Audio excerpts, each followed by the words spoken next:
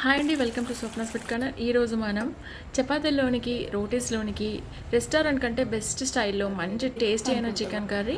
ఇది మనం ఈజీగా చేసుకోవచ్చు, చాలా టేస్టీగా కూడా ఉంటుంది.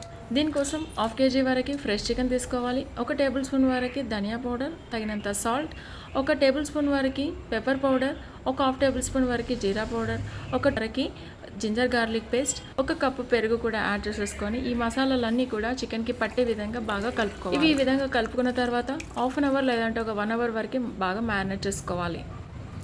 ఇప్పుడు మనం ఒక కడాయిలోకి ఆయిల్ తీసేసుకొని మసాలాలన్నీ యాడ్ చేసేసి బాగా సన్నగా తరిగిన ఆనియన్స్ ఒక 2 మీడియం సైజ్ వరకు సరిపోతుంది. ఈ ఆనియన్స్ వేసేసి లైట్ గోల్డెన్ బ్రౌన్ కలర్ వచ్చేంత వరకు వేయించుకుంటే సరిపోతుంది.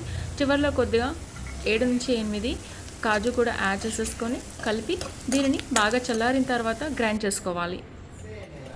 ఇప్పుడు అదే కడాయిలోనికి కొద్దిగా ఆయిల్ యాడ్ చేసేసుకొని మసాలాలు, బిర్యానీ ఆకు యాడ్ చేసుకున్న తర్వాత మనం మ్యారినేట్ చేసి పెట్టుకున్న చికెన్ని కూడా యాడ్ చేసేసుకొని ఒక 3 నుంచి 4 నిమిషాల వరకు నిదానంగా కుక్ చేసుకోవాలి. 2-3 నిమిషాలు కనుక ఇది కలుపుకున్నట్టయితే చికెన్లో ఉన్న వాటర్ అనేది బయటకు వస్తుంది. దీనికోసం మనం మూత పెట్టేసి కుక్ చేసుకోవాలి మీడియం టు లో ఫ్లేమ్ పైన.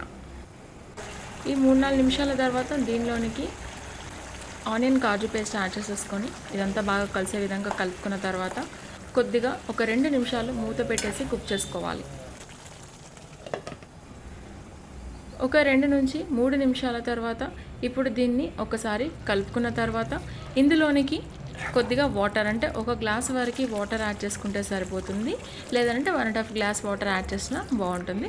ఇది వాటర్ యాడ్ చేసేసుకొని ఒకసారి కలిపి మూత పెట్టేసి ఒక 15 to 20 మినిట్స్ 15 మినిట్స్ సరిపోతుంది. ఇది కుక్ చేసుకున్నట్టయితే మంచి క్రీగా ఈ చికెన్ అనేది రెడీ అవుతుంది. చివరిలో కొద్దిగా కసూరి మేతి, చికెన్ మసాలా యాడ్ చేసేసి కలుపుకొని కొద్దిగా కొత్తిమీర కూడా యాడ్ చేసుకున్నట్టయితే చాలా బాగుంటుంది. ఇది ఎవరైనా గెస్ట్లు వచ్చినప్పుడు మన ఇంట్లో ఈ చికెన్ అండ్ రోటీస్ చేసి పెట్టండి, చాలా టేస్టీగా ఉంటుంది. కర్రీ మీకు నచ్చినట్టయితే లైక్ చేసి షేర్ చేయండి. సబ్స్క్రైబ్ చేయడం మాత్రం అస్సలు మర్చిపోకండి. Thank you friends.